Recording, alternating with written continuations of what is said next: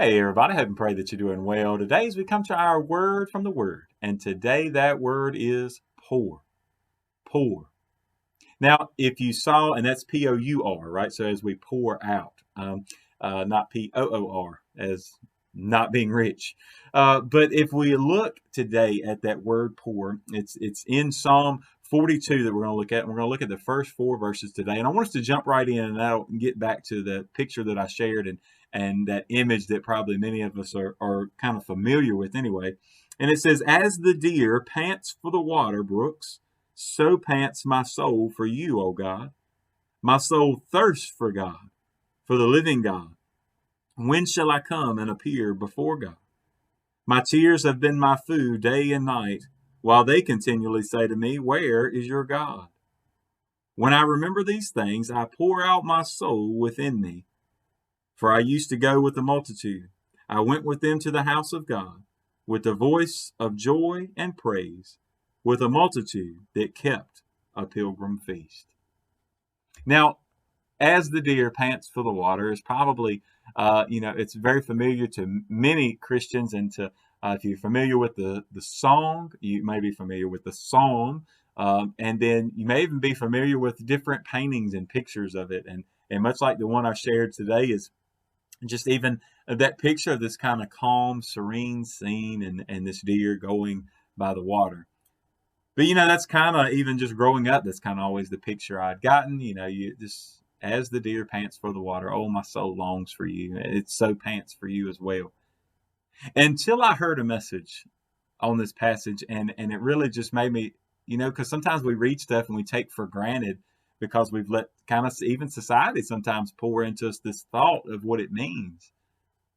But if you look at it, really, he says, look, my tears have been what I've been feasting on. He wasn't at a good place. He was desperate.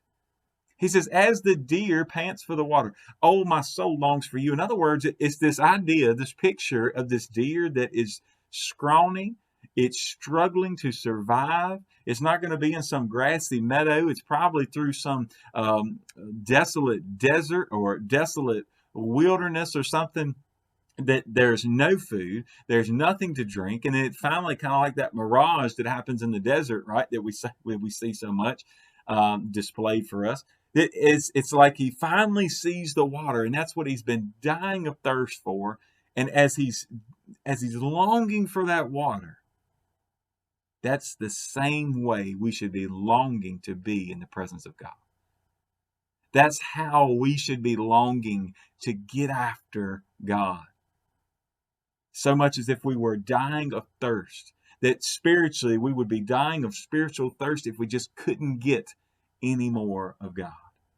That's the idea, right? That's why he says there, he says, when I remember these things, I pour out my soul within me. When I look back and see what I used to be able to do, he says, now, how did I get to this place? How did I get to this desolate place? God, I pour out my soul to you. I wonder today, when's the last time you really poured out your soul before the Lord? Even we're going to see through some of these Psalms this week, and you see sometimes the honesty, and we look at it and say, I can't believe somebody would say that to God. I can't believe somebody would be so brazen to say that to God. But these are just people like you and I who are literally pouring out their souls before the Lord. There's times where we can say, God, I don't get it. God, I don't understand.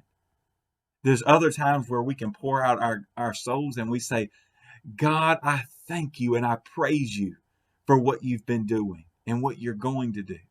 There's other times where we pour out our soul and it's in thankfulness. Sometimes it is that we pour it out in anger and not being able to understand. God can handle it. Okay? God can handle it when you pour out all your thoughts and feelings. Now, that doesn't mean that whatever you say is right. That doesn't mean that you're even in the right in what you're saying. But be honest with God. There's no reason to sugarcoat it. If you're struggling with some area of your life, tell God about it. If you're struggling with understanding a situation, tell God about it. If God's taught you something through a valley, then tell God about it.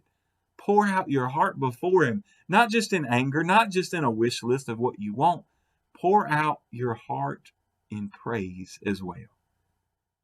Today, be longing for him like you'd be longing for a drop of water in the middle of the desert. Because the world in which we live is a desert. It's a desolate place. The only place that we're going to find any nourishment, any satisfaction at all, is going to be found in the Lord.